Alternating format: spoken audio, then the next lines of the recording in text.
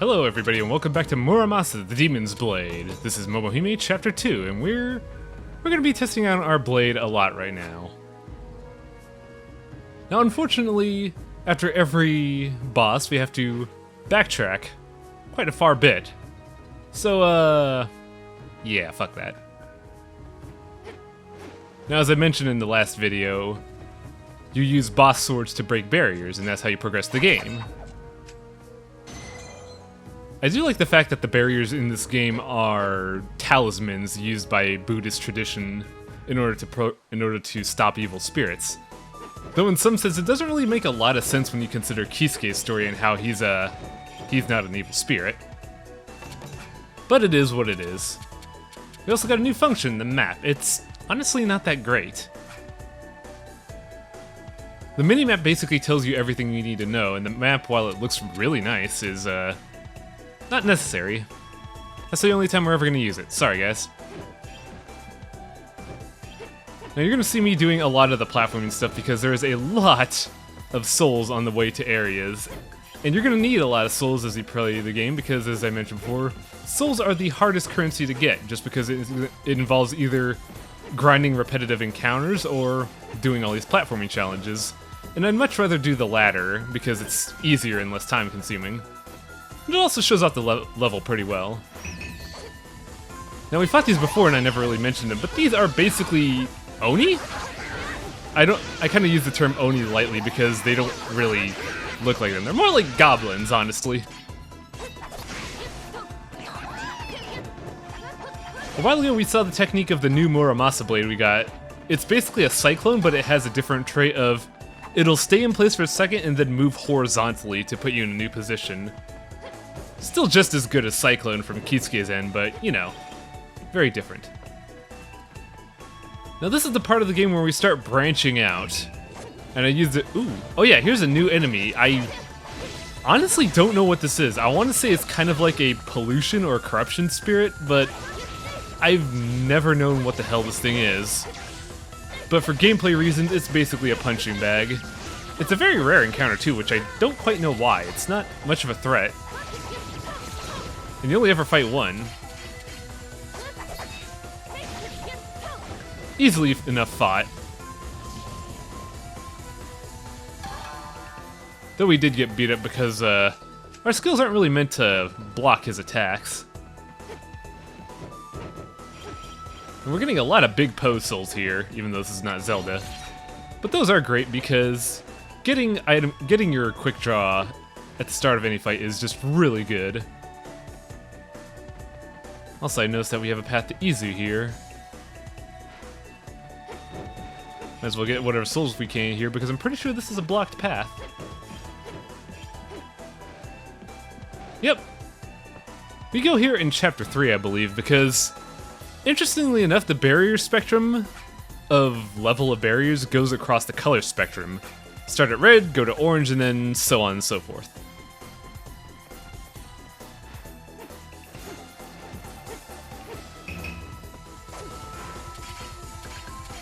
Let's show off our new longsword for a bit.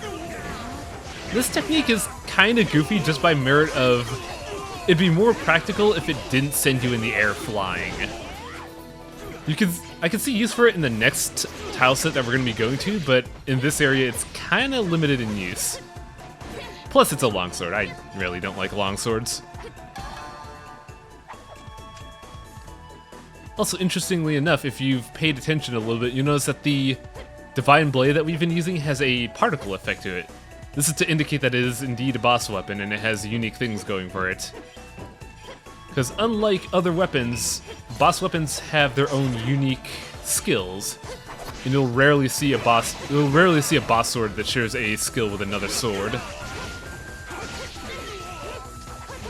You also see how powerful this thing is. We are carving through these guys like butter.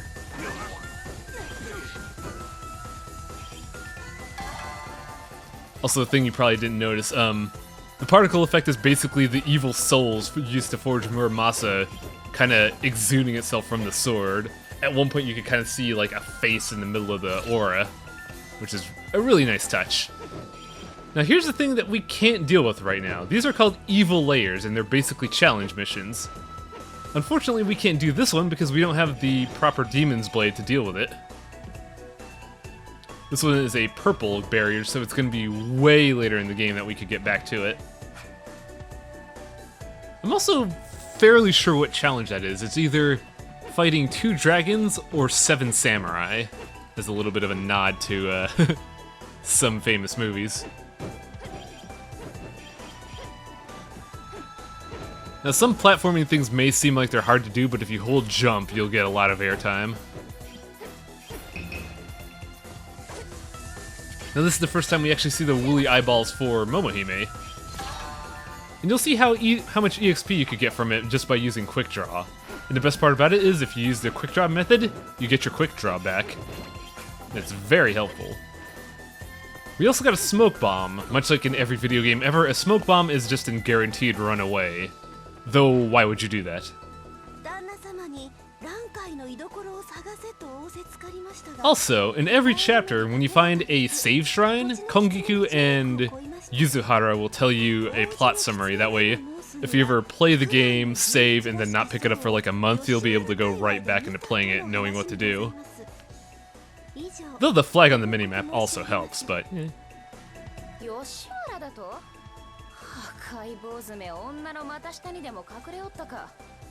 I don't know why the term muff diving makes me laugh so much, but it does. I think I'm 5 years old or something. But yeah, our next destination is a red light district. Now here are 2 guys that rarely see use, if ever. I think they were a design choice based on the story, but not based on gameplay measures. Basically, these guys act as fast travel. But the thing is, for a good 80% of the game, you never use them. And when you do, they actively take you away from a combat, from your objective. So I never use these guys.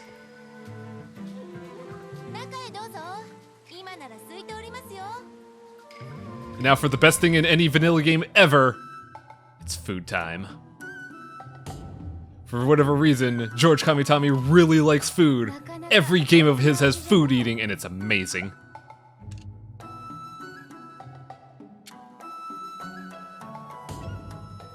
Look at that udon, look at that tofu, it looks so good. There's more art, there's more money and art put into the food than anything else in the game, it's crazy.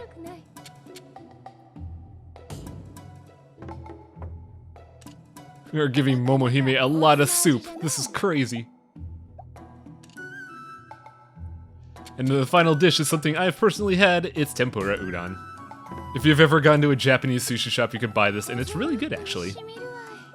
Though the one nearby my hometown doesn't really have a good udon, and it makes me sad. I have to travel 40 miles for good udon, and it's terrible. Now, towns in this game are very brief. Since this is the Edo era? I don't know what exactly timeline-wise this game is set in, but this is a time when Japanese towns were relatively small, and there's not really much to them. And to wit, towns are basically just another tile set in the area. Also, this guy gives some really good advice.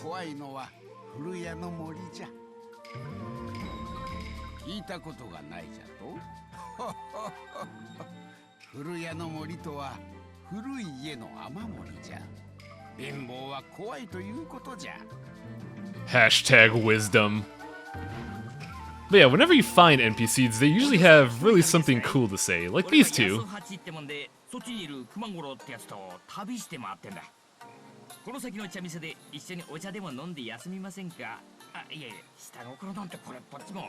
Yasuhachi and Kurogumu are best described as misfortunate souls. Every single time you find them, these two are in some kind of distress.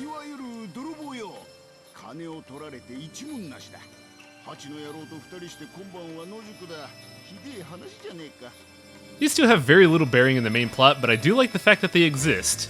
NPCs with personality always make me smile, and those two have some bearing in the DLC, which is nice as well. But still, they're good characters. I like them. I also totally forgot the item there. Shit.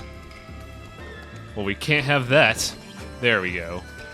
Herbal remedies basically get rid of status effects. They're okay, I guess.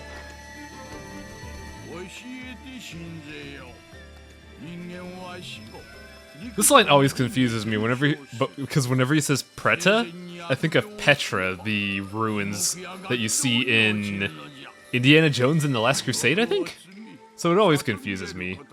Also, this is a strange thing for a high booze priest to say in Japan. I don't know if whippersnapper was a word used in Japan.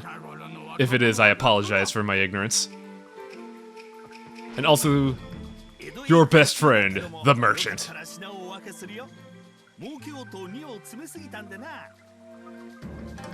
Whenever you find a merchant, first thing you're gonna buy is food recipes. These are the most important things in the game. I'm not saying this because the food looks fucking great in this game. I'm saying this because not only does food provide you with extra restorative items, it also provides you with buffs. Maps are relatively worthless. You're gonna explore the area anyway, so why bother buying a map? Accessories are hit and miss. I generally get the accessories just from a completionist standpoint. So hello, Grandpa.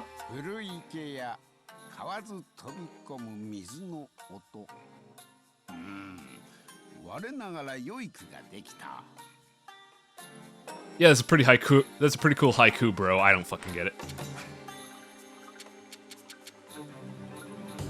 So we did just get an accessory.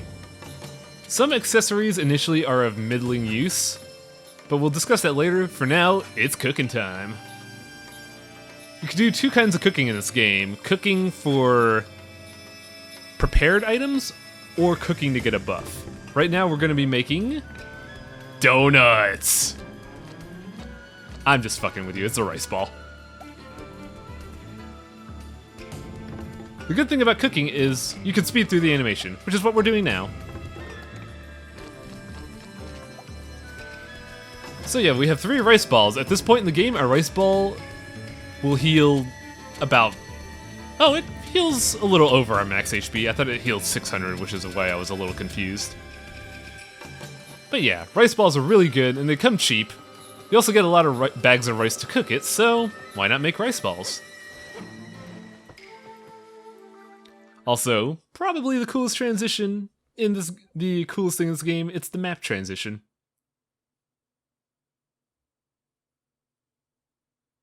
Almost reminds me of Indiana Jones. I don't know why I keep bringing that up, but I do. Now, from a recording standpoint, I gotta apologize for this. Anytime we go to a tile set that has cherry blossoms in it, there's gonna be a little bit of a frame jitter at some time, so if you're actually watching the movie, I'm sorry. I think it has something to do with the settings I did when I recorded this. I'll try to figure out something when I eventually get back to recording, but for the first 3 episodes of each arc, if we run into a cherry blossom set, it's gonna have a little odd hitch in the frame rate.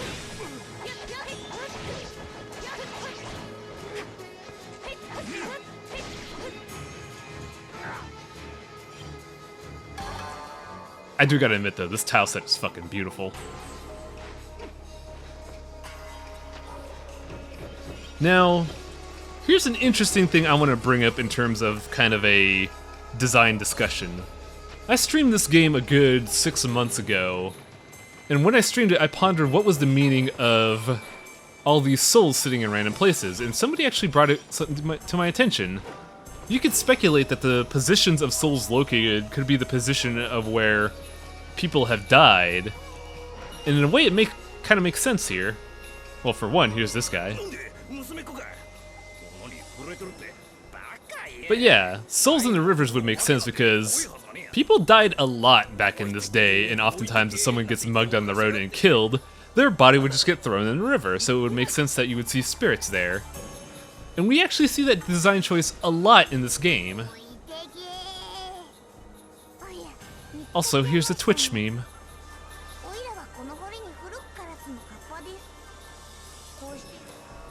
But yeah, a lot of the times the soul position doesn't make sense, but in some instances it's really clever, like the ones here. It's just really cool to see that the souls are placed in a spot where people will more than often be found dead. Like these fucking ninjas. Man, that guy got a lucky hit on me, what the hell? That son of a bitch, I would have had it perfect if he didn't slash my ankle.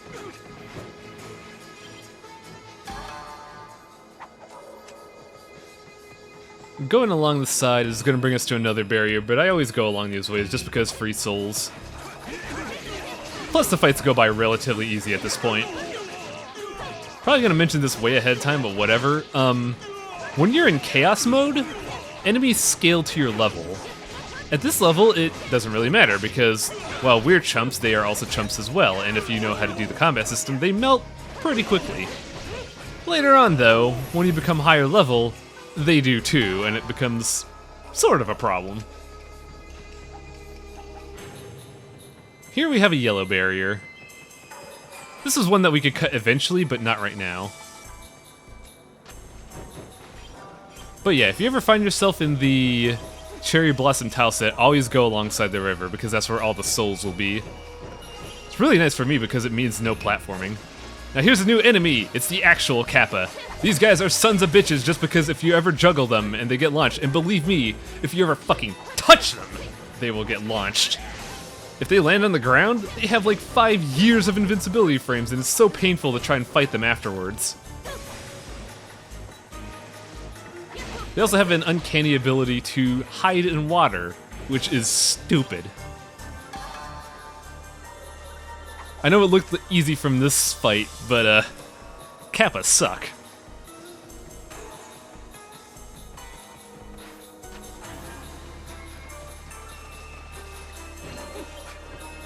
Hello, friend. Give me items.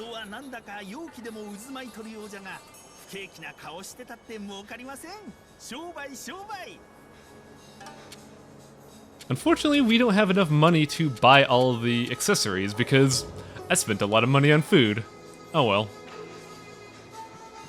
I'll get those eventually, but probably, if not episode 4, then probably the end of the LP.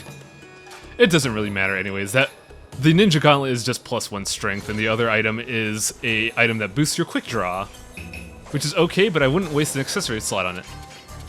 So here's a new enemy, Tengu. Tengu are not hard, but if you take them for granted, they will mess you up. They have 2 attacks that can easily break your sword. And they also have the ability to spit poison. But luckily, the poison spitters are here, so these guys can suck face.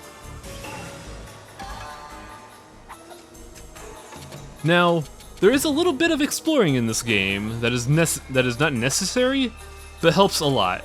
We're going to be fighting a boss soon that could give a lot of new players trouble, but if you took the time to go all the way over here and find this item that we're about to get, it will cut a lot of the problems out with this boss. However, I want to play with my new swords, but then I realized one of my swords gives me strength +1 and I can't equip another sword without it. So I had to deliberately hamstring myself. Now I could carry 3 short swords, and I should carry 3 short swords, but I keep carrying 2 and 1 just because sometimes you can use the longsword to good effect. Anyways, here's the item we're about to get, next to a Poe Soul. It's the Salamander Robe. This accessory prevents you from getting a burning status effect. And since I mentioned that this is going to be important to the next boss, spoiler alert, the next boss has fire. Now here's a challenge mission we can actually do. And here's the tutorial message. Hi.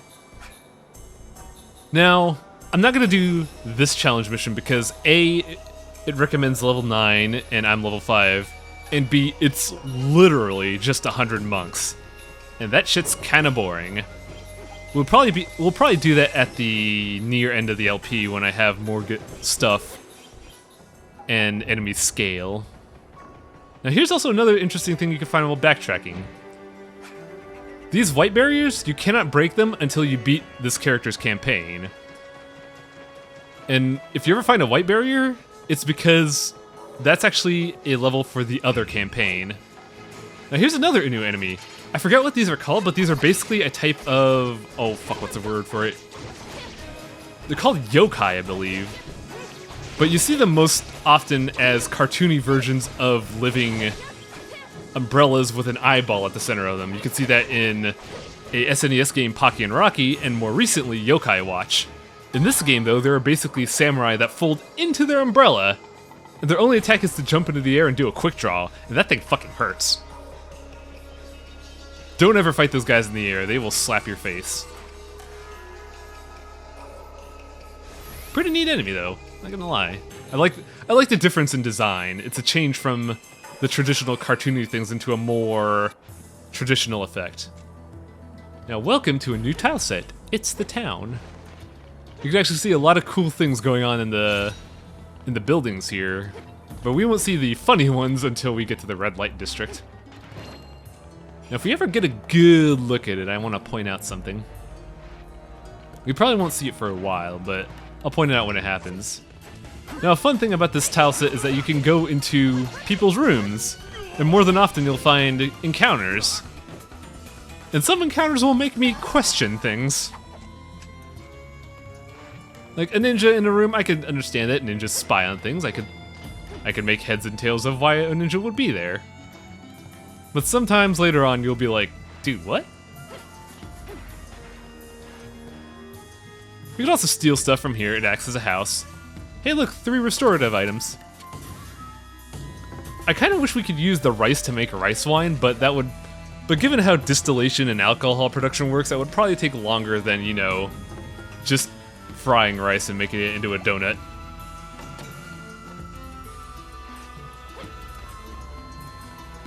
Also, man, this town is really tall. We've gone up 10 floors. Now here's a fight that is a fun gimmick, but a little frustrating in my opinion. This enemy runs away whenever you try to slash it with a sword, and what you gotta do is basically play Dead Man's Volley with its projectiles in order to attack it. Now the thing is, it'll also attack randomly with a charge attack, and I don't think you could block that. So at any time she could just hit you and then you lose your perfect bonus. It also sets up a neat little question, like, it makes sense for that to be there because possibly someone got killed in that room and then their lingering spirit is mad and just lashes out at everybody. Now we also got some cabbage. I couldn't buy cabbage before because I'm broke, but we can use cabbage to make cabbage stew. Also, that was a skull in that tile set. What? Ooh, hello.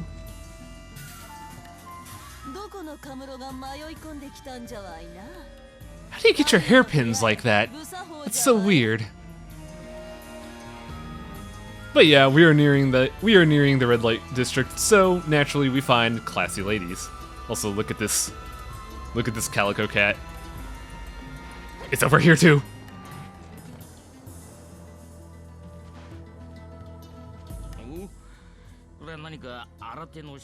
This line that Jinkuro was about to say is pretty fucking brutal.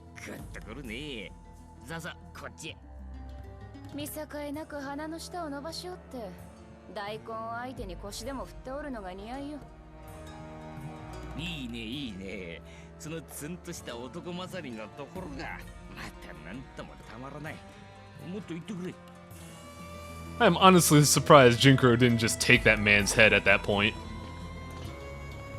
Now, since this is technically a town, we could get to shops and stuff, but Jinkuro's a man out on the lam, so we are effectively walking on the rooftops of the back side of the buildings. So when we go to a store, we actually sneak in from the back. And they make note of this.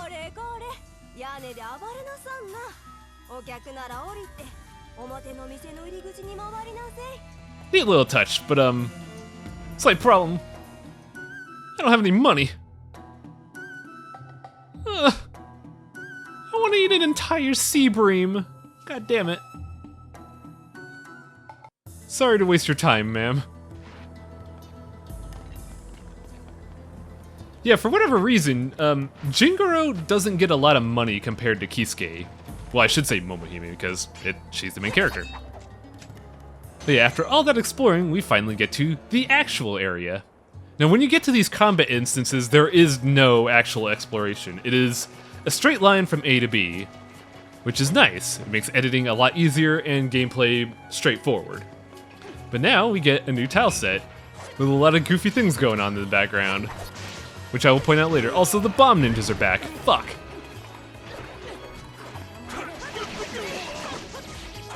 We're also introduced to probably my most favorite song in the entire game. I love this area just because of the song. And if you haven't been made aware of it before, you'll be made aware of it now. This game has a dynamic soundtrack. The game will shift between two different versions of the soundtrack, whether you're in combat or just running around. And it really gives that air of what is going on here. Yeah, in this tile set you'll see three different things. You'll see a courtesan playing a shamisen. You'll see a courtesan massaging someone, like this samurai that's getting his freak on. And you'll also see a woman getting unwrapped. However, the unwrapping woman never stops, which begs a lot of questions. Though from kind of a stereotype standpoint, it's a thing that you'll see in every kung fu movie ever. Whenever you see scenes like that, you'll always see the kimono getting unwrapped like that. And I think it's just kind of a neat little nod to that. We gotta fight even more enemies like this. Now here's an interesting thing about this. In terms of translation, in this game they call it the Flames of Enmity, which makes sense. However, in the Wii version they call it the Flames of Rancor, which is a Star Wars monster, and B, sounds a lot cooler. So I honestly kind of miss fighting off the Flames of Rancor. Also, wow, that samurai got fucked up. We killed a dude that just wanted to get his freak on. Also, I never got to point it out, unfortunately, because we never got to see it, but somewhere around here, if you look off in the background, you will see a mountain ablaze with the Japanese sign for fire, and that is a Japanese festival that I can never remember the name of. I know it's a kind of festival for harvests, but quite honestly, it just escapes my mind at the moment. Also, it is time for rice.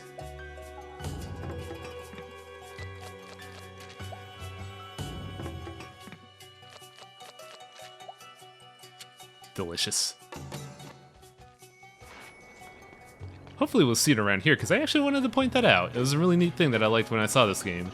You can also see people in the background on bridges passing by, which gives the extra sense of, oh, we're trying to hide from the law. We are not in the public eye, and we shouldn't be. Because Jinkuro is a terrible person that killed Momohime's, I believe it's it's not married, it's what you are before you're married. Betrothed. Sorry, I'm very bad with words, even though I know a lot of them. Yeah, we never got to see that mountain in the back. I think it's just because of our location. I'm pretty sure when we play Kisuke's story out in the next episode, we'll see it. But we don't see it here. Also, man, these Oni don't stand a chance.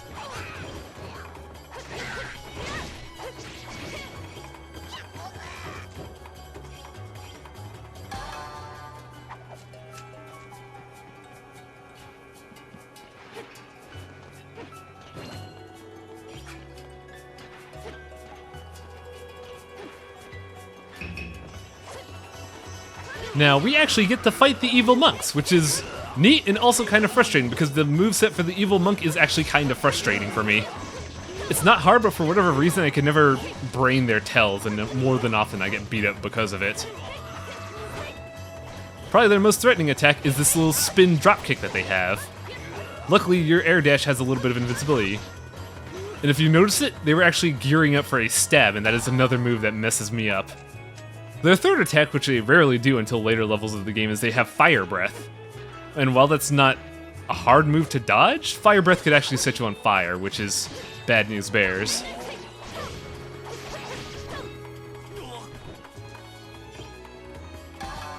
By now you're probably thinking, wow, samurai are pretty fucking bad, we could just kill them in one strike, but that's the thing. One-on-one, we actually have the advantage because we could juggle people. The main threat of fighting a samurai is when you have to fight 3 or 4, and you have to break all their guards, and it's just awful. Sweet, level up. Now, I haven't shown off any of the new weapon techs. I will when we get to the boss fight, but some of them, for now, are not really that interesting. Like, I'm gonna spoil it all for you right now. Fairy Bolt is actually kind of underwhelming.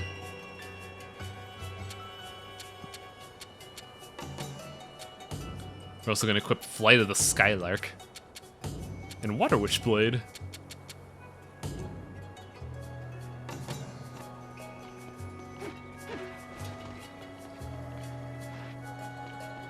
It's actually a bit of a long level now that I look at it. Levels aren't normally this long.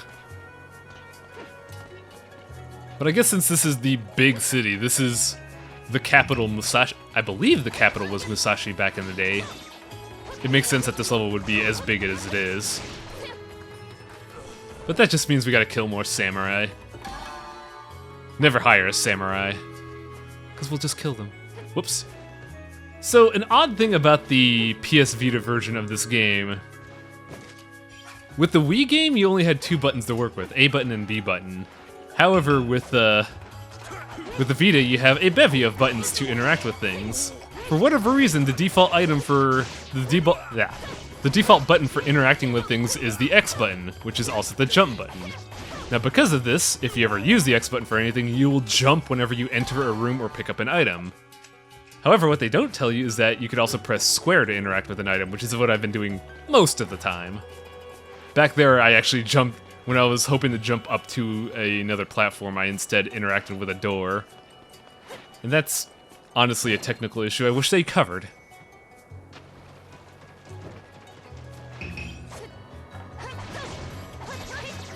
I believe here we actually see these guys get to mess me up. Now, we saw Chaos Roar a minute ago. Chaos Roar is basically a homing shadow attack where a clone of yourself comes in and slashes, and that's all it does. Good for stunning someone, but not good for invincibility frames. It's also really hard to see.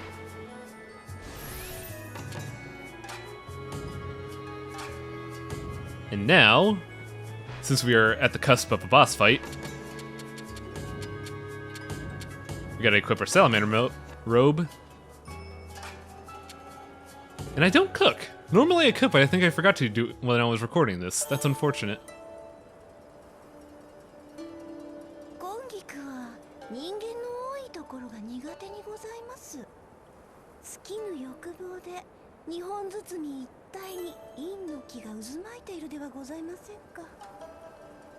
I find it really interesting that Kongiku carries a lantern with her all the time.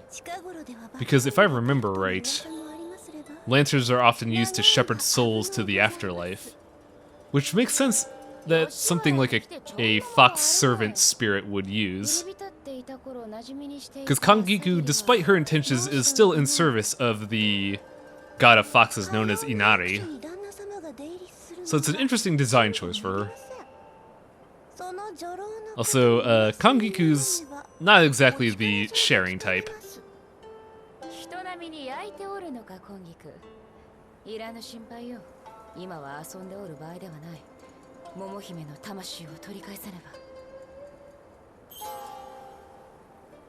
Now, out of all the pre-boss sequences, I actually like this one a lot because it gives you the sense of exploring a city, however brief it is. Because unlike all the other sequences, this one has 3 parts. Now,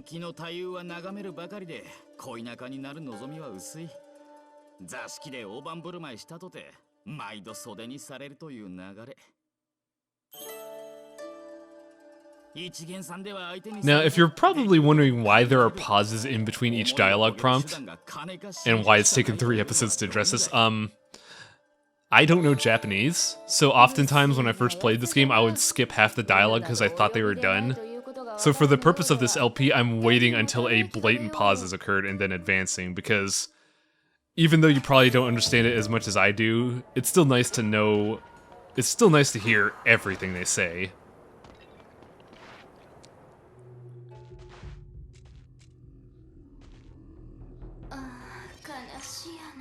Now here's an interesting looking alternate spirit. Mainly her design, because a lot of Japanese games that use the model of ghosts have that weird little hat thing, which signifies that they're a ghost. It's a neat little touch that I'm glad they put in this game. If you want to see good examples of this design used in media, you could watch either the first season of Yu Yu Hakusho, or play... Fuck, I like that game a lot. Pocky and Rocky, because the first boss also has that design choice. I forget why exactly a ghost has that, but there is a reason for it.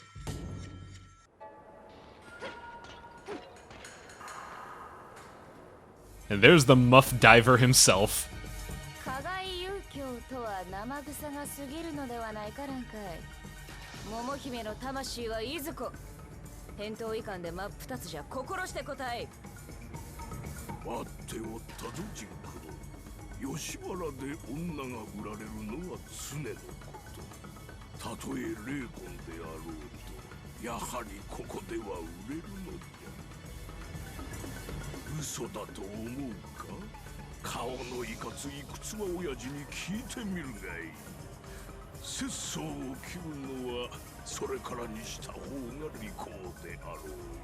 I like how Rankai is trying to be coy about it because it's so dumb.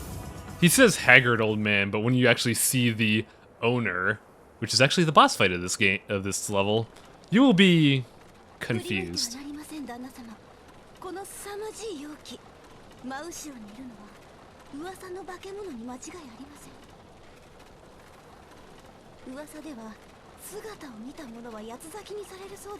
I like how Kangiku's trying to save Jinkuro here.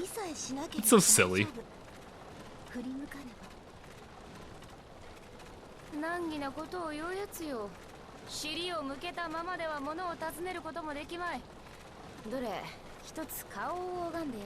If the sound didn't tip you off already, this is the boss, a giant fucking wheel.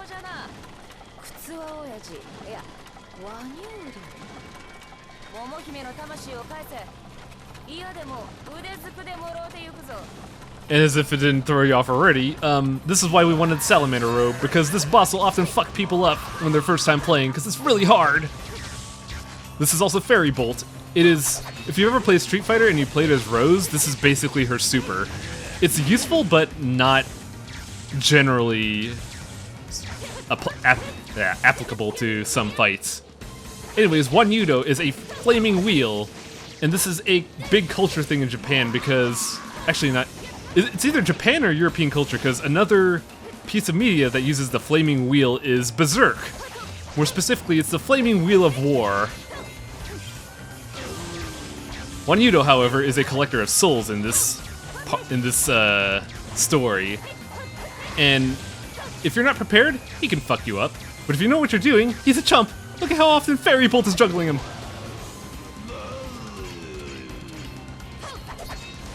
Chaos Roar is delightfully underwhelming. It's just like, boop, I'm gonna hit you now. It's good for extending combos, but not for much else. And this is about the time when Wudo starts getting fierce. This phase is this attack is relatively easy just because you can reflect the fire bolts back at him. But now he's gonna perpetually be casting fireballs around him, which means if you don't know when to attack properly, you can get messed up. Like right here, I'm poisoned. Here's Flight of the Skylark. It's poison. It uses Skull, which is much like Fairy Bolt. It keeps a skull around you. However, you only get one, but it does more damage. And once again, I really do not like the longsword. Now here's his strongest attack that we're not gonna see because he does something really weird here.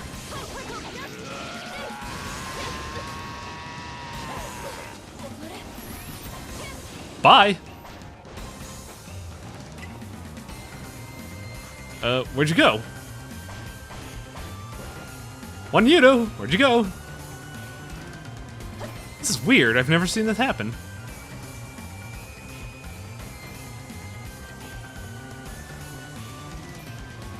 Oh, there you are. You were in the bottom left corner off the video game. What? But yeah, if you're just aggressive in general and know when to attack and when to block, Wudo isn't that hard. He just throws a lot of people off guard because he has a lot of abilities that cover him while you attack. And if you don't predict that, you can actually lose a lot of HP. Now, Poison Ball being one of them, because if you fight him face to face and that thing gets out, you're gonna get messed up. And I think at about this phase in the fight, when I accidentally used Guard Breaker, I had a thought. Why didn't I use Guard Breaker against this guy? It actually doesn't do a lot of damage because your active attack frames are not within Wudo all the time, so in this fight, Guard Breaker is actually really bad.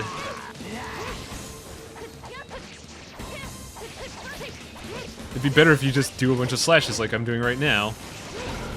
At least they did the cool guy thing and did a Guard Breaker on him as the killing blow.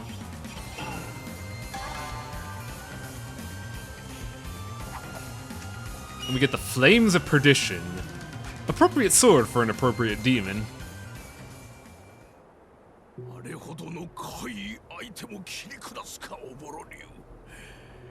Now we actually get to see Rankai's motives here. Also, I keep fully expecting him to do the stereotypical thing and break his rosary, sending all the beads all over the place.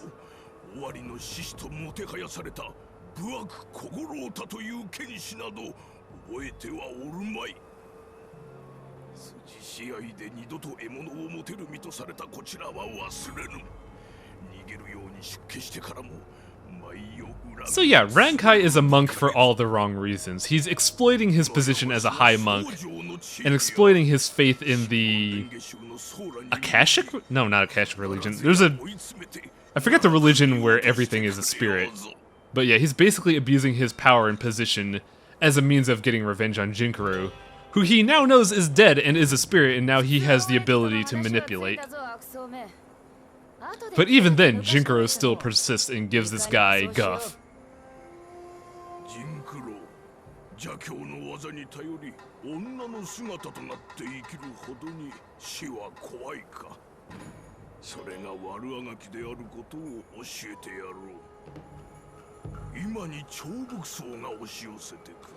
Interesting that he calls them cursed monks. I wonder if he's referring to the blue monks that we fought in the first level, because we never fight them again, unless he means the evil-looking monks, which would make sense. And we also figure out why ninjas are attacking Momohime, because Yukinojo was actually sending the ninjas to attack him. So even though the ninjas are generic mooks that everybody fights, they still make the attempt to give some reason to fight them.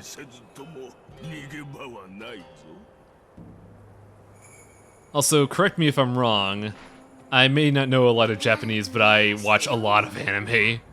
I'm pretty sure Shinkage means Shadow Slay style, which is a thing that you see in a lot of other Japanese media.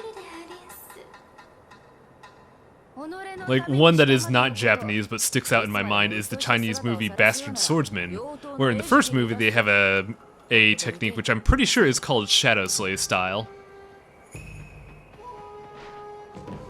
Also, there's Momohime. Hello.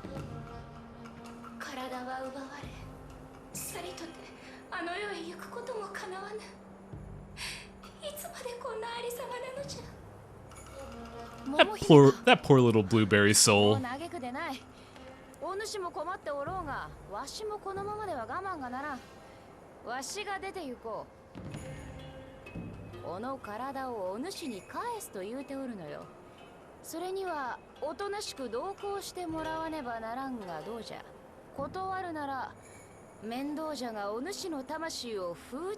Yeah, Jinkuro's not a nice character. He is actually quite evil, but he is still our protagonist.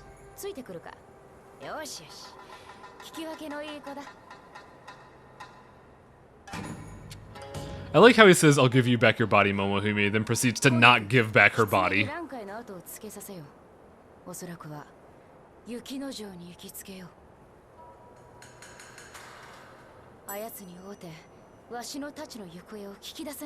Yeah, this is the thing that makes me mad about the localization. They translated the sword names, which sound really stupid. Dark Resurrection Sword sounds bad. It just doesn't sound like a good name for anything. It had another name that I fail to forget right now, or fail to remember right now, but I really don't like the fact that they translated that accurately instead of just leaving it be. In the meantime, though, we have leveled up and gotten a new boss sword, which means more branches have opened up to us. We get the Sword of Blessed Raiments. I don't quite know what that is. Every sword we get is a long sword. Fuck. I hate this. Oh well. Can't use the Flames of Perdition yet, we're not strong enough. And we also can't use the Sword of Blessed Raiment, so oh well. We'll see you next time.